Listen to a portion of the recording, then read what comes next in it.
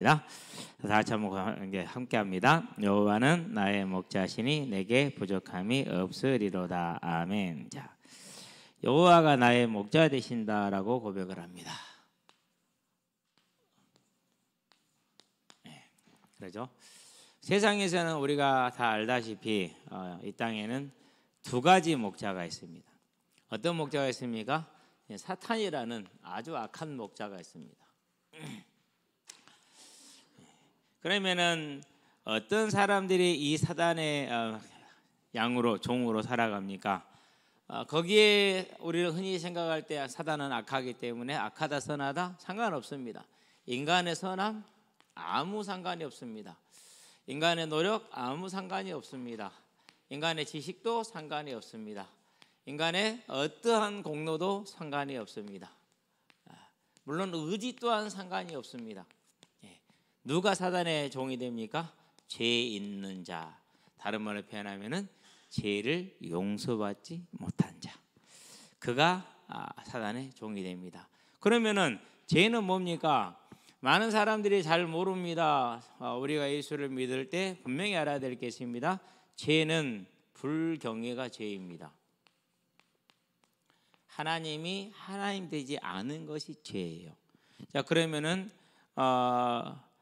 세상에 사는 우리 성공한 많은 사람들 때 일단 우리 학생들이 제일 좋아하는 게 연예인이니까 그 연예인들 중에서 하나님을 하나님으로 시인하지 않으면 아무리 착해 보이고 아무리 선을 많이 행하고 아무리 또 재능이 있어도 하나님 앞에 죄인이고 불경외의 삶을 살고 있잖아요. 그럼 누구의 백성이에요?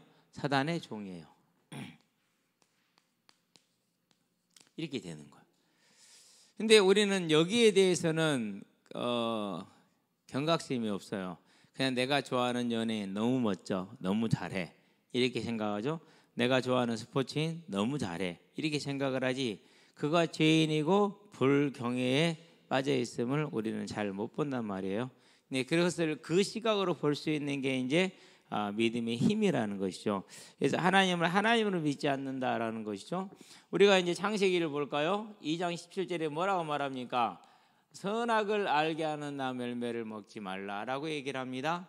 무슨 뜻입니까? 너 스스로 하나님이 되려고 하지 말라. 너는 오직 예배자의 자리에 있어라라고 하나님이 말씀하시는 겁니다.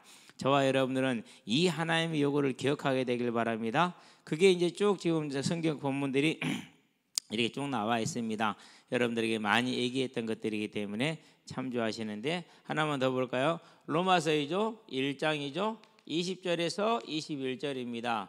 자, 하나님께서 그가 만드신 만물을 통해서 하나님의 보이지 아니하시는 그 신성, 그 능력들을 다 나타냈다고 그래요. 여기 지금 뒤에 주차장 공사하고 있잖아요. 거기 하고 있는데요. 어제 이제 요즘 하여튼간에 정말 좋은 구경거리가 생겼어요. 그거 구경하느라 정신이 없어 시간 가는 줄을 몰라. 그 포크레인에다가 이제 프레스라고 그러죠. 이제 일본말로 하면 이렇게 프레카라고 그러죠. 이제 프레스를 달아요. 이만한 그 철 기둥이죠. 그걸 달아가지고 이렇게 땅땅 압력으로 유압으로 때립니다.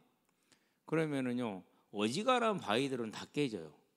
근데 이제 화강암 같은 단단한 것들은 아무리 때려도 안 깨져요. 그러면 이제 천공기가 가서 이제 구멍을 뚫습니다. 뚫어가지고 이제 유압기로 쩍 벌려놓으면 포크레인에 가서 이제 다시 떠서 이렇게 처리를 합니다.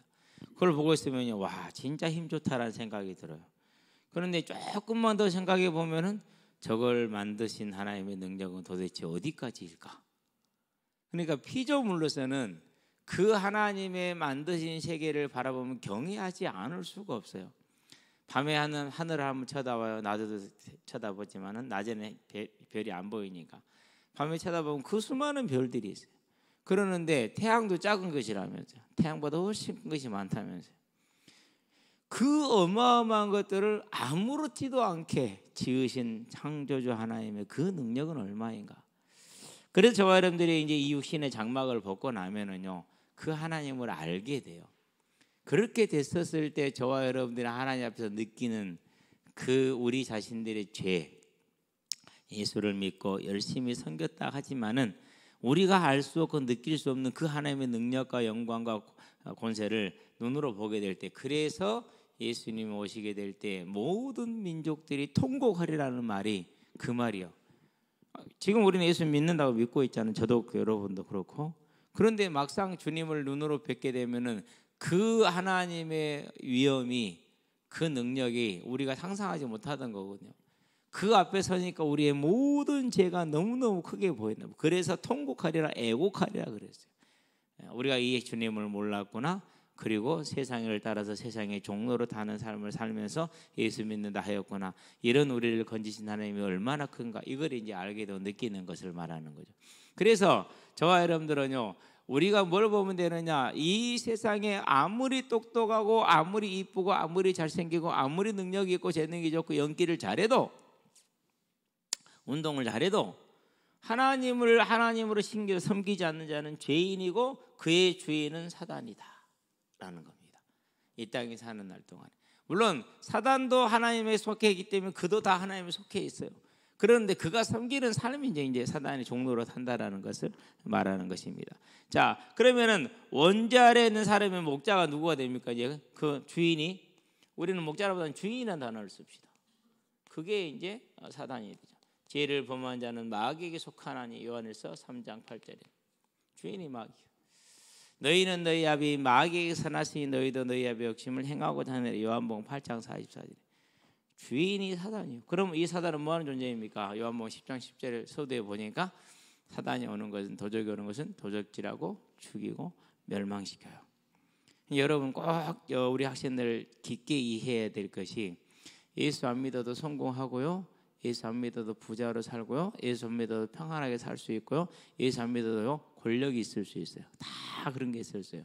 그런데 그게 영원하지 않잖아요. 죽잖아요. 죽으면 어디를 갑니까? 죽으면 지옥 가. 그게 도둑질 당한 거예요. 뭘 도둑질 당했습니까? 제일 크게 도둑질 당한 게 뭐죠? 천하보다도 귀한 생명을 도둑질 당한 거예요. 그래서 이 사단은 절대 자기가 이미 지옥 심판을 받았기 때문에 자기의 수하에 있는 종들을 그 함께 멸망하기를 원해요.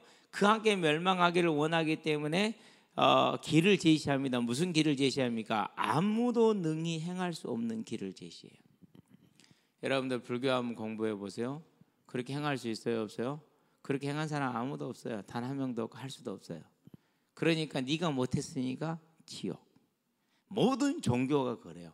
할 수 없는 걸 제시하고 그리고 지옥 보내요.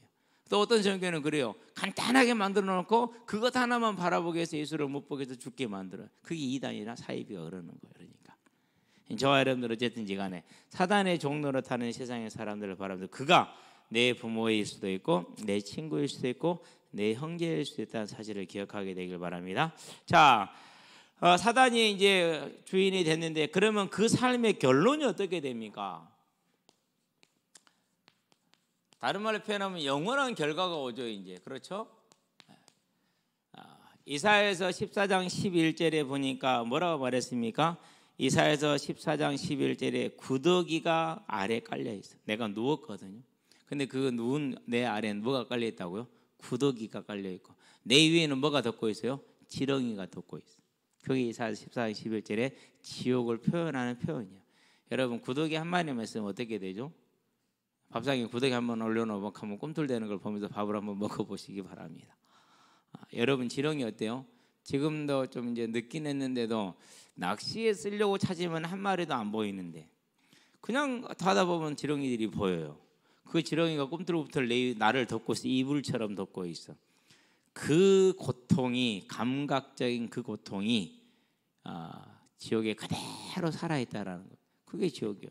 그래서 이사야서에서는 14장 11절에 교만한 자의 결론이 영원토록 이렇다라는 것을 지금 말해줍니다. 자, 그런 다음에 이제 마태복음 25장이죠. 우리가 영원한 불이다 그랬어요. 25장 41절. 영원한 불. 살짝 되기만 해도 고통스러운데 영원한 고통을 당해야 됩니다. 그게 지옥입니다. 그게 결론입니다. 그게 결과입니다. 그렇죠? 그런 다음에 마가복음 9장 48절에는 뭐라고 얘기를 했어요? 구더기도 안 죽는데 불로 소금치듯 할 거대. 우리가 고기를 구울 때 고기에다 소금을 뿌리죠. 그러면 그 소금이 어떻게 되죠? 톡톡 튀잖아요. 우리가 지옥에서 그렇게 톡톡 튄다는 게 뜨거워서 고통스러워서 상상을 한번 해보시게 되길 바랍니다. 정말 작은 일이 아닙니다. 그렇죠? 16장에서는 뭐라고 그랬습니까? 9장인데 9자를 빼버렸네. 마가복음 9장 48절 49절에는 불로 소금치다 구더기도 안 죽는다고 그랬어요. 자, 16장 19절에서 31절에서 이건 더 고통스러워요. 뭐 어떻게 표현했어요? 일단은 천국이 보여.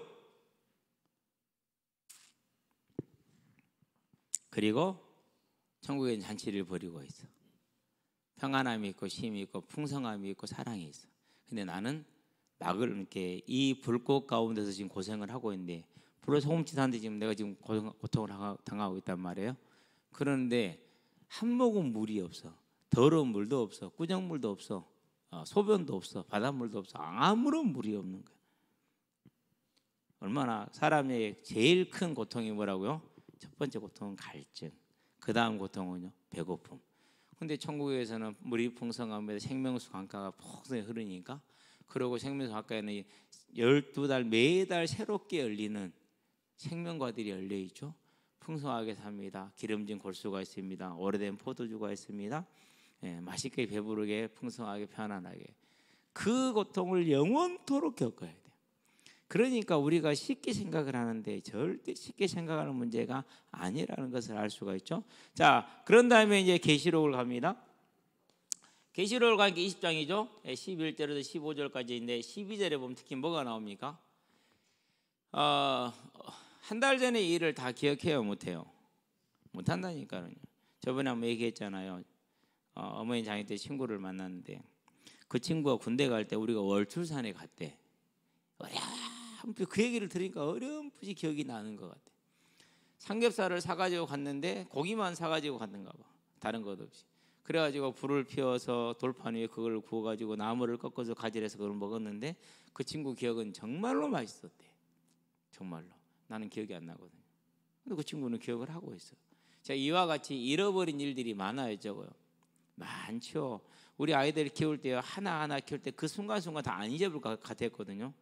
지난 오늘을요 기억나는 게 없어요. 진짜 신기해요. 다 까먹어버려요. 남는 건 사진이요.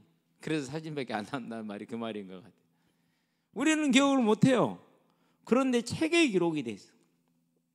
그리고 그 책에 기록된 대로 행한 대로 심판을 받아. 그래서 이제 그런 책을 썼는가 봐. 지옥이 1지옥 2지옥에 등급이 있다라고 그렇게 생각을 했는가 봐. 뭐 그런 상상을 할 수가 있죠. 어쨌든 그런 고통이 따르는 것이 지옥이라는 걸 기억하게 되길 바랍니다. 그런데 한 가지 더 문제가 있어요. 무슨 문제가 있습니까? 여기가 5번째네. 6번째. 이걸 가지고 있다는. 뭘요? 부활한 몸을 가지고 있다니까. 병들지 않습니다. 늙지 않습니다. 죽지 못합니다. 그러니까 이 부활한 몸으로 요한복음 5장 29절에 사망의 부활 그대로 고통을 당합니다. 이게 사단의 종의 결론입니다. 그렇게 이 영원한 고통을 당할 사람이 오늘 전 세계를 몰고 다니면서 이렇게 허세를 부립니다. 허세가 아니죠. 실세를 부립니다. 부럽습니까? 부러워할 수 있습니다. 그러나 그것은 이제 자기가 뭘 가진지를 모르는 까마귀와 같은 존재입니다. 까마귀가 고기를 입에 물었어요. 큰 고기를 삼키면 되죠. 근데 여우가 지나다 그걸 봤어요. 까마귀님 정말 아름답게 생겼습니다. 그 아름다운 목소리는 얼마나 고우시겠습니까? 그 아름다운 고운 목소리 한번 들려주십시오. 그래서요. 그 말 듣고 깍 해봤자 깍밖에 더 됩니까? 어떻게 됐어요? 우리가 그 까마귀라. 이제 여러분과 저는 까마귀 되지 않게 되길 바랍니다. 인생이 그렇다니까요. 아니 이 어마어마한 고통에 있고 이 사망 가운데 있는 자를 부러워한다. 그 겉모습을 보고 그걸 까마귀라고 그러죠. 저와 여러분 까마귀 되지 않기를 바랍니다. 자, 그런 다음에는 여호와가 목자인 사람들, 사단의 종 하나님의 자녀. 그런 사람들이 있어요. 그러면은 어떤 사람들이 하나님의 자녀가 됐습니까? 똑같은 죄인입니다. 따라서 노력으로 되는 거 아니라고 얘기를 했죠. 절대로 그런 걸로 되는 거예요. 의지로 되는 것도 아니에요. 엄마 아빠가 믿어서 유전으로 되는 것도 아니에요. 유산도 아니죠. 그 어떤 것도 아니에요. 그러니까 오직 뭐로만 되는 것입니까? 오직 믿음으로만 되는 거예요. 믿음으로. 다른 것 없습니다. 믿음입니다. 그런데 이 믿음 전에 한 가지가 있어요. 뭐가 있죠? 그게 하나님께서 나를 뭐 하셔야 돼요? 택하셔야 돼요. 저는 이게 너무 확실해요. 왜 확실하냐면요, 내가 믿으려고 한 거 아니었어요. 그냥 어느 날 교회 가야겠다라는 생각이 들더라고요. 아무런 객관적인 그런 이유가 없어요. 그냥 그런 생각이 들었어요. 나중에 보니까, 예수 믿고 보니까 우리 지금 믿지 않는 형제 자매들에서 기도하잖아요. 그 기도가 움직인 거예요. 그 기도에 하나님이 들으셨어요. 그리고 하나님이 창세전에 구원 주시기로 작정하셨어요. 그래서 하나님이 택하심이 있어서 내가 뭘 가진 거예요? 믿음이라는 것을 가진 거죠. 자, 증거를 볼까요? 창세기를 봅니다. 25장이죠. 23장이죠. 아브라함의 아들이 누구죠? 백세에 난 아들이 이삭이죠. 그 이삭이 40세에 결혼을 했어요. 그런데 20년이 지나도록 애가 없어. 그래서 기도했어요. 기도했더니는, 기도했다는 게 20년 동안 기도한 겁니다, 지금. 그랬더니 하나님이 아이를 주셨어요. 주셨는데 처음에는 모르죠. 나중에 시간이 돼서 아이들이 태동을 할 때 보니까 쌍태라. 그걸 알 정도로 애들이 활발하게 움직였어. 근데 쌍태가 둘이서 그냥 뭐 발차기 하고 움직이는 게 아니라, 태동을 하는 게 아니라 아예 둘이서 싸워. 치열했을 것 같아. 탯줄 안 얽히냐고 참. 그래서 이제 너무 아프니까 기도합니다. 하나님, 이 일이 어찌된 일입니까? 너무 힘듭니다라고 기도했어요. 그랬더니 두 민족이 내 안에서 싸우는구나. 큰 자가 작은 자를 섬기리라 그랬어요. 뭐죠? 택하심이요. 그것을 말라기에서는 이렇게 말합니다. 1장입니다. 1절에서 3절입니다. 쭉 읽어봐야 돼요. 하나님 우리를 언제 사랑했습니까? 하나님이 사랑했다고 우리가 이렇게 이 민족의 고난을 당하고 죽임을 당하고 아이벤 여자의 배가 갈리며 아이들이 맺혀지며 이런 사망이 있겠습니까? 라고 물었습니다. 물론 자기들의 죄 때문에 그런 건 절대 모릅니다. 원래 그렇습니다. 죄를 짓는 사람은 자기가 죄인지를 모르기 때문에. 우리는 다 그래요. 그럴 때 하나님 말합니다. 중보가 없다니 너가 야곱의 후손 아니냐? 에서의 후손을 봐라. 하나도 선택을 받지 못했지 않느냐? 그러면 그들이 갈려진 것이 어떤 뭐 행위에 의해서 갈렸냐? 안 그러면 뭐 어떤 공로에서 갈렸냐? 아니지 않느냐? 뱃속에 있을 때부터 에서를 미워했고 야곱을 사랑했다고 하지 않냐? 그래서 너희들은 선택받은 백성 아니냐? 그 사랑의 증거가 분명한데 너희들이 뭔 소리 하냐 지금? 이렇게 지금 대답하는. 보세요. 그게 택하심이 그러니까. 이것을 로마서 9장에서 말합니다. 요한복음부터 볼까요? 요한복음 1장 11절에서 13절. 예수를 영접하는 건 하나님의 자녀가 되는 권세가 주어지는데, 그 혈통이나 육정은 내가 원해서 먹고 싶어 자고 싶어 그런 걸 육정이라고 그래요. 사람의 뜻으로 의지랍니다. 그러니까 나지 않냐고 오직 하나님께로서 난 자들이니라. 마태복음입니다. 16장이죠. 16절입니다. 베드로가 고백합니다. 주는 그리스도이시오 살아계신 하나님의 아들이십니다. 고백합니다. 그렇게 예수님이 말하면 뭐라고 그럽니까? 네가 복이 있다. 이것을 알게 한 이는 혈육이 아니라 하늘에 계신 네 아버지시니라 이렇게 얘기합니다. 택하셨다라는 겁니다. 그렇죠? 하나님이 택하신 것이죠. 그래서 요한복음에서 말합니다. 너희가 나를 택한 것이 아니라 내가 너희를 택한 것이다. 이렇게 15장 16절에 빼놓고. 자, 그런데 이것을 로마서에서 말합니다. 9장입니다. 1절부터 몇 절까지입니까? 끝까지 다 보시게 되길 바랍니다. 16절까지인가요? 29절까지. 전체를 다 보시게 되길 바랍니다. 그러고 이제 30절부터 32절까지는 이제 본인의 책임을 얘기를 하기 시작합니다. 여기까지는 선택을 얘기를 하는데요. 하나님이 택하지 않았느냐. 그전에 16절에 뭐라고 말합니까? 13절에서는 말라기 1장 얘기를 하고요. 16절에니까 원하는 자로 말미암음도 아니요 다른 박제라는 자로 말미암다. 원하는 자는 내가 하기가 원해서 내가 대통령이 돼야겠다, 서울대를 가겠다 그런 걸 원한다고 그렇게 얘기를 하죠. 다른 박제는 뭡니까? 열심히 노력하는 걸 다른 박제한다고 말한 겁니다. 원하는 것 말미암음도 아니요 하나님께로 말미암다. 택하심을 받은 자. 그러니까 저와 여러분들이 믿었다라는 것은요, 이게요, 장난이 아닙니다. 정말 위대한 겁니다. 위대한 것. 왜요? 이 사망을 벗어나고 영원한 고통에서 벗어난 것 아닙니까? 그렇죠? 자, 그럼 무엇을 믿었습니까? 다른 것을 믿은 것이 아닙니다. 다른 것을 믿은 것이 아니라 예수님이 나를 위해서 죽으신 그 대속과 그분의 뭘 믿었어요? 부활을 믿은 거예요. 너무 간단하죠. 그러면 이 사실을 교회 다니는 사람들은 다 믿습니다. 그 연약함이 있고 부족함이 있고 정도는 차이가 있을 수 있지만 다 믿어요. 그렇기 때문에 너희는 구원을 못 받았고 우리만 받았다라고 말하는 신천지라든가 여호와의 증인 같은 것들은, 어떤 사람은 그런 얘기 하지 말라고 그럽니다. 같은 편에서 그럴 겁니다. 틀린 것은 틀리다가 말을 해줘야 됩니다. 그때는 구원을 못 받은 증거가 그거예요. 왜요? 아니, 이 사실을 믿으면은 누구나 구원을 받는다고 로마서 10장 13절에 주의 이름을 부르는 자, 이걸 말하는 거, 영접하는 자, 이걸 말하는 거. 하나님께서 택하셔서 이걸 믿게 하셨는데 그 사람의 정도가 결정하겠습니까? 그 사람의 믿음의 정도가 결정합니까? 아닙니다. 대속과 부활을 믿는 이가 구원을 얻은 것이고 하나님의 자녀가 되어서 여호와가 목자가 되는 삶을 사는 것입니다. 자, 그러면은 이 사실을 믿는 자에게 하나님이 뭘 주셨습니까? 성령을 주셨습니다. 그러면 성령은 언제부터 약속된 겁니까? 가장 근원적인 창세기 3장 15절입니다.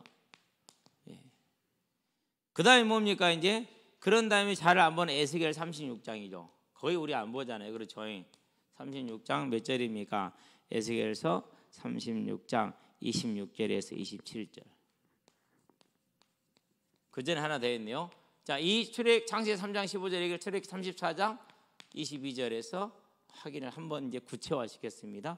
그 얘기를 이제 에스겔에 통해서 이스라엘 민족에게 지금 바벨론에 포로되어서 멸망한 이스라엘 민족이 주시는 위로입니다. 그런데 이 위로는 어떻게 됩니까? 궁극적으로는 성령이 오셨을 때 말세에 와서 성취되거든요. 그러니까 지금 오늘날 성령으로 봐도 됩니다. 이것을 요엘을 다시 확인합니다. 요엘서 2장에서 28절에서 32절에. 그리고 요한복음 14장에서 14절에서 18절까지 다시 확인합니다. 그리고 이것을 사도행전에서 1장에서 4절 5절에 또 다시 확인합니다. 내게 들은 바는 이걸 말하는 겁니다. 내게 들은 바, 아버지께서 약속하신 것은 이걸 말합니다.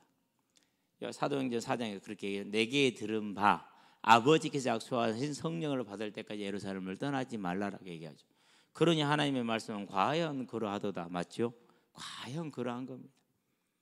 하나님의 자녀는 하나님의 무엇입니까? 함께 하십니다. 이제 여러분은요, 하나님이 함께하는 삶을 살게 되길 바랍니다. 그 하나님이 함께하는 삶의 가장 큰 변화 중에 하나는요, 말이 바뀌는 거예요. 말이. 여러분은 말을 조심하시게 되길 바랍니다. 그 말은 하나님과 함께하는 삶을 살게 되길 바랍니다. 여러분 나이 때는 좀 센 말하면 멋있어 보이는 그런 시간표일 수 있어요. 그래서 어제도요, 저녁에 이제 엄마가 응기했더니 뭐라 했어요, 애들한테.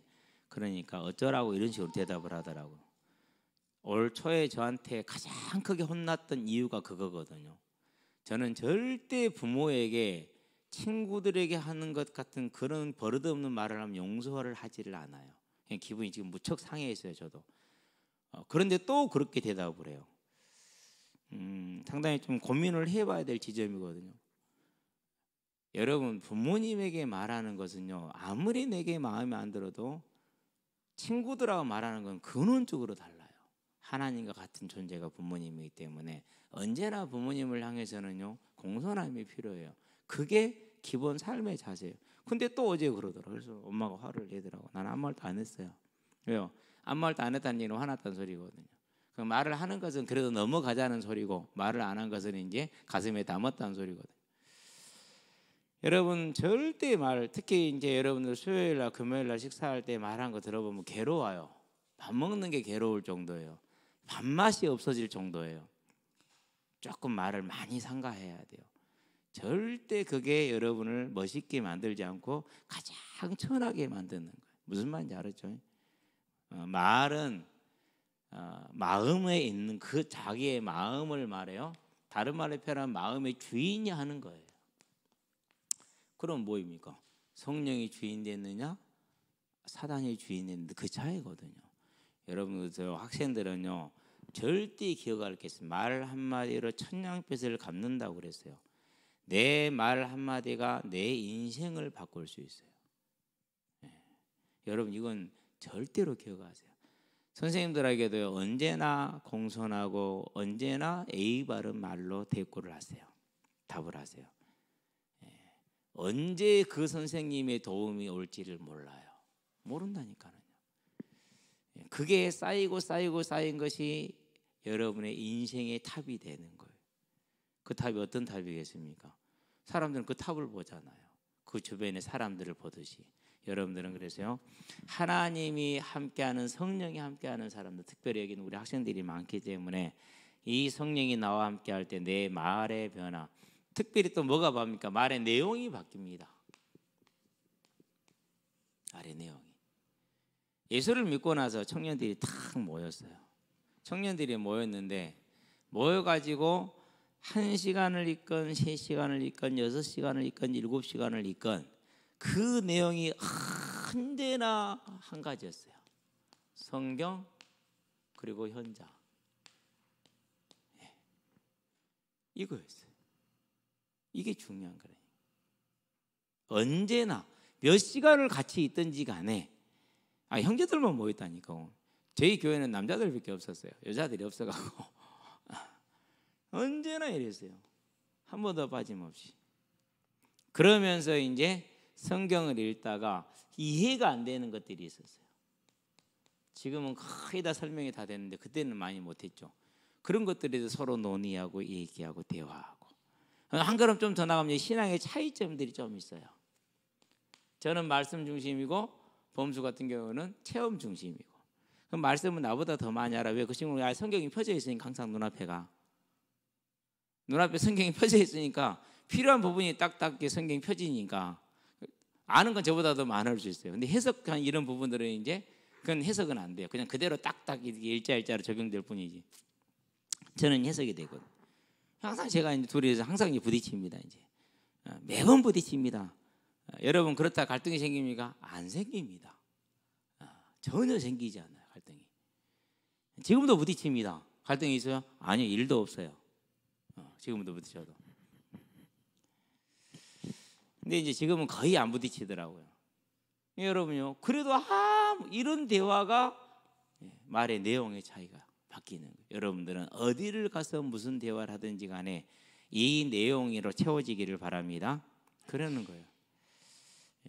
그러니까 그러면 거기에는 이제 택배하는 친구도 있었고요. 일정한 직업이 없이 그렇게 그렇게 숨어 사는 친구도 있었고요.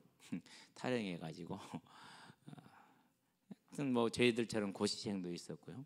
우리 범수처럼 이제 그랜저 끌고 다니는 친구도 있어요. 그 당시 그랜저요.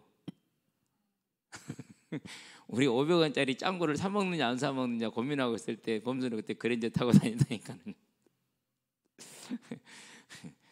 전혀 하나가 될 수 있는. 여러분들 이제는요, 성령이 함께하는 하나님의 자녀된, 하나님이 나의 목자된 삶으로 한 걸음씩 가시게 되길 바랍니다. 그래서 제가 장 듣기 못하면 여러분한테 말을 좀 조심해라라고 얘기를 하고, 아예 말을 안 하는 경우는 말할 수 없어서 안 하는 경우, 잘하는 거 아니에요. 그러니까 여러분들 꼭 기억하시고 한번 따라합시다. 목사님 눈치 좀 보자. 눈치 좀 보세요. 그 정도는 봐야 돼. 우리 한이가요, 목사님 유리는 국밥 사줬다면서요. 몰라, 사실 저 기억이 안 나네. 사줬대요. 아니 기억이 안 나. 사줬대. 이렇게 안 먹으면 왜 먹었다고 그러는데 가만히 생각해 보니까 추석 당일날, 며칠을 나를 쫄라서 생각해 보니까 추석 당일날 유리하고 승우가 왔어. 연합 예배. 그리고 이놈들이 집에를 안 간 거야. 그건 가라고 할 수 올라갈 수가 없잖아. 그래서 같이 있다가 점심이나 같이 먹자. 그러고 이 장수밥을 가서 같이 이제 국밥을 먹었어요. 나는 잊어본 거야. 근데 그걸 이제 유리가 이제 자랑을 했어. 한이가 들었어. 내가 못 먹는 걸 네가 목사님한테 얻어 먹었다고? 그럴 수는 없지. 나도 먹어야지. 그러고는 아니 목사님 족구에서 이기면 국밥. 해봐라 한번. 이길 수가 있나? 안 돼. 지가 지금 친구에서는 짱이지만은 저한테는 아직 안 되잖아, 그렇죠? 목사님 씨름에서 이기면 국밥. 씨름을 이길 수가 있나? 한 30번 했을 것이요. 애들 거기 전부 다. 그래가지고 한 2주를 국밥을 노래를 불러버리네. 그러더니는 이번 주에 뭘 해가 왔냐면요, 아이스크림을 사러 가더라고. 목사님 저 아이스크림 사러 갈게 가더라고. 그러더니 그냥 왔어. 돈이 모자라요. 그런 거예요. 저 사 먹을 돈이 모자란 줄 몇백 원? 그랬더니 조금 모자라 그러더라고. 근데 그게 아니라 여기 있는 사람 걸 다 사오려고 갔는데 인원수하고 아이스크림 계산이 이게 안 맞은 거야 이제. 그래 와가지고 있다가는 이제 한 놈을 꼬셨어. 야 우리 같이 아이스크림 사러 가자. 그놈과 둘이 이제 같이 내 가지고 아이스크림 한 20몇 개, 한 30개 가까이를 사 왔어. 꽤 산 거예요. 이렇게 초등학생 치고는. 예. 그래서 이제 다 나눠 먹고 먹으면서 하는 말이, 목사님 왜 학생들 중에서 초등학생 중에서 아이스크림 제가 산 거 처음이죠. 네가 처음이야. 그러니까 국밥. 그래서 알았다 국밥 뭐 사주마. 사주기란 날이 오늘인데 오늘 국밥을 먹기 위해서 이 시간에 온다고 그랬어. 그래서 문자를 넣어봤어. 올 거냐 못 가요. 그래서 오케이 크 별 날렸어. 왜 오늘 안 사준다 이 얘기지. 그러니까 그런 걸 보면서 뭘 느끼냐면은요, 그래도 지가 아이스크림을 살 생각을 했다라는 게 거기 있는 아이들한테 지 용돈 다 털어갖고 그러잖아요, 그렇죠? 뭘 본 거예요? 눈치를 좀 본 거예요. 그러고 좀 계산을 좀 한 거야. 내가 이 정도 하면은 목사님을 움직일 수 있겠다. 제가 항상 그랬거든요. 뭔 계기가 있어야지 그냥 사줄 수 있냐. 그랬더니 계기를 만든 거야. 여러분도 좀 눈치 보시게 되길 바랍니다. 저와 여러분들이 성령과 함께한 여호와 목자 되는 삶, 그게 저와 여러분의 삶이 되게 하시기를 바랍니다. 자, 하나님이 우리의 목자가 되면 마귀는 도둑질한다고 그랬죠. 그러나 하나님은 저와 여러분 뭘 책임집니까? 삶을 책임집니다. 진짜 여러분 이거 확신을 가져야 돼요. 내가 염려가 되고 걱정이 되고 재능이 없는 것 같습니까? 아무 걱정하지 마세요. 이것을 옛날 사람들은 어떻게 말한지 압니까? 하나님을 몰라서 하나님의 모든 생명을 책임진다라는 것을 모르는 시대에도 요 사실에 대한 믿음이 있었어요. 두 가지를 표현해서, 한 가지는 새끼는 낳아놓으면 뭐가 키운다? 바람이 키운다고 했어요. 어른들 말이 그래요. 자녀를 낳아놓으면 굶어 죽이는 법이 없대요. 바람이 키운대요. 근데 실제로 큰 흉년이나 기근을 만나지 않는 한은 진짜로 그게 맞아요. 두 번째 말이 있어요. 뭐가 있어요? 군뱅이도 구르는 재주가 있다고 그랬어요. 반드시 이러니까 이 땅을 사는 것은 걱정할 거 하나도 없어요. 그런데 우리 주님께서는 뭘 약속했습니까? 저와 여러분의 삶을 완전히 책임지겠다 약속했어요. 그게 마태복음 6장에 나와 있는 겁니다. 보통 33절만 보는데 아니요, 25절부터 봐야 돼요. 34절까지. 들에 나는 백합화를 보고 공중 나는 새를 보아라. 저것들은 뿌리지도 않고 가꾸지도 않고 거두어 모아 들이지도 않는데 너희 천부께서 입히지 않느냐. 들에 나는 백합화를 보라. 그 모든 것 솔로몬의 것보다 이게 더 곱지 않냐. 다 이 들풀도 입히고 먹이는 하나님 하물며 그보다 귀한 너희일까 보냐라고 얘기를 합니다. 10장에서는 뭐라고 말합니까? 10장에서는 이제 여러 가지 얘기를 한 중에 너희가 환난을 당하게 될 것인데 그 환난을 당할 때 뭐 해라? 나를 시인하라라고 말합니다. 24절에서 33절까지입니다. 오늘 본문들은 다 길게 잡혔어요. 왜 그러냐면은요, 그 단락을 다 봐야 되기 때문에 길게 써놨어요. 집에 가서 꼭 한번 읽어보면 여러분의 은혜 있게 되길 바랍니다. 그러면서 뭐라고 말합니까? 참새 두 마리가 한 아사리온에 팔리는 것 아니냐, 한 3, 4천 원에 팔린다는 소리입니다. 그런데 그것도 천부께서 허락하지 않으면은 참새가 잡히지 않는다라고 말합니다. 그런데 너희는 많은 참새보다 귀하지 않느냐. 그러니까 염려하지 말고 사람 앞에서 나를 시인하면 나도 하나님과 천사들 앞에서 너희를 시인할 것이다 라고 얘기를 했어요. 여러분 어디를 가든지 예수 믿는 티를 확실하게 내시게 되길 바랍니다. 아니 인사권자가 불신자야. 그래갖고 예수 믿는 거 제일 싫어하고 항상 이제까지 예수 믿는 놈들이 인사권 탈락시켜서 그때는 더 내세요. 여러분들이 정말 믿음으로 더 냈을 때 그 인사권자를 하나님이 인사하실 것입니다. 어떻게 인사할까요? 인생 숟가락 놓을 수도 있어요. 여러분 그런 거 두려워하지 마시게 되길 바랍니다. 자, 그래서 무슨 것입니까? 결론입니다. 저와 여러분의 목자 되신 하나님이 뭘 하셨습니까? 가장 첫 번째가 뭡니까? 택하심이죠. 그렇죠? 그 다음에 뭡니까? 이제 저와 여러분을 택하신 주님께서 우리를 뭐 했어요? 부르셨어요. 그렇죠? 예, 저와 여러분을 부르셨어요. 부르심. 뭐 그냥 대충 생각나는 대로 하겠습니다. 앞에 적어진 거 복잡하니까 비슷합니다. 이제. 그런데 뭘 주십니까? 이제 믿음의 은혜를 주셨어요. 그렇죠? 그런데 뭐 합니까? 이제 저와 여러분의 삶을 책임지셨어요. 그런 다음에 저와 여러분 어디로 인도하실 것입니까? 영원한 천국으로 인도하실 거예요. 하나님께서 처음부터 이 천국에 드릴 자들을, 그걸 복나고 여기에 드릴 자들을 택하셨고 부르셨고 때를 따라 믿게 하셨고 우리의 삶을 지키시고 보호하시고 인도하셔서 여기까지 가게 할 거예요. 그게 목자예요. 저와 여러분은 이 목자 되신 하나님의 자녀가 되었고 그 목자 되신 하나님으로부터 사명을 받은 자들이라는 것을 꼭 기억하시게 되길 바랍니다. 자, 그런 다음에 그래서 밑에를 봅니다. 성도가 된 것이 얼마나 복된 것인지 아는 지혜 있는 자, 지혜 있는 자 되기를 바랍니다. 금수저의 삶인 사주 경계에 승리함으로 우리들의 철로역정, 나의 철로역정을 통해서 2024년 겨울 수련회를 준비하는 오늘에 감사하시게 되길 바랍니다. 나를 통해 천국에 드릴 자를 찾게 하시는 오늘에 감사하며 겨울 수련회가 다 플러스 알파가 되어 생명잔치에 나를 일꾼으로 사용하심에 감사하시게 되길 바랍니다. 자, 그런 다음에 오늘 할 일 중에서 두 번째 칸을 봅니다. 겨울 수련회 기도 제목을 찾아갑시다 그랬습니다. 제가 올린 기도 제목은 6가지입니다. 첫 번째가 우리들의 철로역정, 나의 철로역정이 주와 동행하는 오늘, 주의 뜻을 이루는 오늘이 되게 할 수 있도록, 즉 금수의 삶으로 세워지는 걸 말하겠죠. 다 플러스 알파의 생명자체가 될 겨울 수련회 내가 그 일꾼으로 쓰임 받기를 원한다라는 것, 아름다운 장소를 찾게 해달라는 것, 겨울 수련회가 명절이 되게 해달라는 것. 명절이 뭐죠? 개념이 명절은 식구들이 다 모이는 게 명절이잖아요. 그렇죠? 예, 모든 민자들이 다 모이는 것을 명절이라 이렇게 표현을 했습니다. 자, 그런데 아름다운 장소라는 것은 막 경치 좋은 장소를 말하는 게 아니에요. 우리가 수련회 하기에 가장 합당한 장소를 말하는 겁니다. 전 성도가 함께하는 명절이 될 수 있도록, 그래서 이번 수련회는 가는 자든 못 가는 자든지 간에 연합해서 하나가 되는 수련회를 인도받기를 원합니다. 찬양과 악기팀이 두 팀으로 구성되어서 모두가 은혜 충만히 받고 휴식을 누리는 수련회가 되게 하옵소서. 이렇게 기도 제목을 제가 정리한 것 중에 일부를 올렸습니다. 여러분들도 기도 제목을 첨가하시기를 바랍니다. 기도하겠습니다.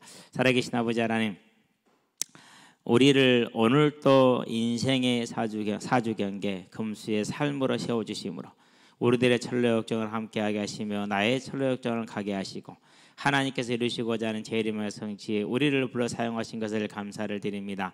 하나님, 우리가 이제 2024년 겨울 수련회를 바라보면서 그 겨울 수련회가 하나님 원하시는 생명잔치, 하나님이 이루고자 하는 생명잔치, 하나님이 주시는 그 생명잔치를 이루기 위해 다 플러스 알파라는 말로 우리가 나아가고 있습니다. 주님, 우리를 붙드시고 인도하셔서 하나님의 뜻을 이루시고 오늘 이 자리를 통해서 하나님의 뜻을 이루시기를 그리스도신 예수의 이름으로 감사하며 기도합니다. 아멘.